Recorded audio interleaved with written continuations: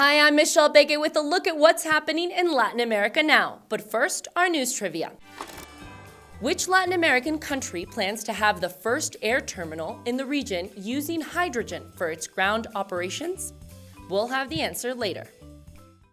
The search for British journalist Dom Phillips and Brazilian indigenous expert Bruno Pereira may have ended. 2 bodies have reportedly been found in the Amazon and are pending identification a week after their disappearance. Their belongings were discovered as well. The Brazilian ambassador to the UK broke the news to their families on Monday. Phillips and Pereira had been on a reporting trip in the Javari region. They had received death threats for their work, which supported indigenous rights in the Amazon. Bolivia's former president Janine Áñez was sentenced to 10 years in prison. Áñez was found guilty of being the leader of a coup to oust her predecessor Evo Morales. In 2019, protests over election vote rigging led to Morales' decision to quit the presidency and flee Bolivia. As the most senior senator, Áñez ascended to the presidential office. But members of Morales' political party accused her of being in cahoots with military figures to orchestrate the overthrow of Morales. Áñez claims she is the victim of a political vendetta. Colombians are off to the polls again this weekend for the second round in their presidential elections. This time, citizens are going to choose between 2 candidates that claim they stand for change of the status quo. Gustavo Petro is a former guerrilla, former senator and mayor of Bogotá. If elected, he would become the first left-wing president in the country's history.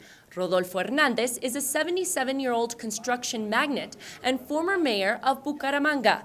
Hernández is running as the anti-political establishment candidate. His campaign has been largely based on social media platforms such as TikTok. And now let's go to my colleague Joel Richards in Argentina, who has been following controversies surrounding language inclusivity in the school system. Argentina is in the midst of a heated debate over the use of inclusive language. The Buenos Aires city government has banned its use in classrooms, both by teachers but also in official communication and documents. The authorities say poor results in basic reading comprehension are the reason, and that, quote, the rules of the Spanish language must be observed. Now, the United Nations has said that inclusive language is verbal and written communication that does not discriminate gender or gender identity. Elsewhere, the Royal Spanish Academy has repeatedly stated its position against its use. Now, in the context of this debate, Argentine sociologists have said it's a response to overuse of the masculine gender as standard. In Spanish, any group that includes men and women is referred to as masculine.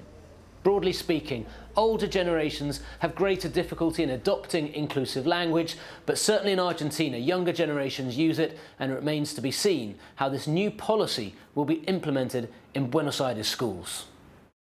Now let's take a look at what stories we're following for next week. The countdown to Qatar 2022 has finally begun. During the Asia-South America playoffs, Australia beat Peru in a penalty shootout, and Costa Rica eliminated New Zealand. 32 national teams are now qualified for the FIFA World Cup, scheduled to begin on November 21st. Last week, FIFA dismissed a complaint by Chile against Ecuador for allegedly including an ineligible player in 8 games. In the end, North and Central America will be represented by Canada, Mexico, the US, and Costa Rica, while South America will send Brazil, Argentina, Uruguay, and Ecuador. We'll be following the Americas teams as they get ready for November. And now the answer to our news trivia. The answer is B. Santiago's International Airport wants to implement the use of hydrogen in its ground operations.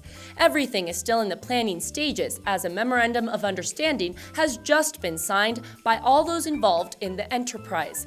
The initiative at the Arturo Merino Benitez International Airport is part of their goal to cut greenhouse gas emissions 40% by 2030 and then completely carbon neutral in 2050.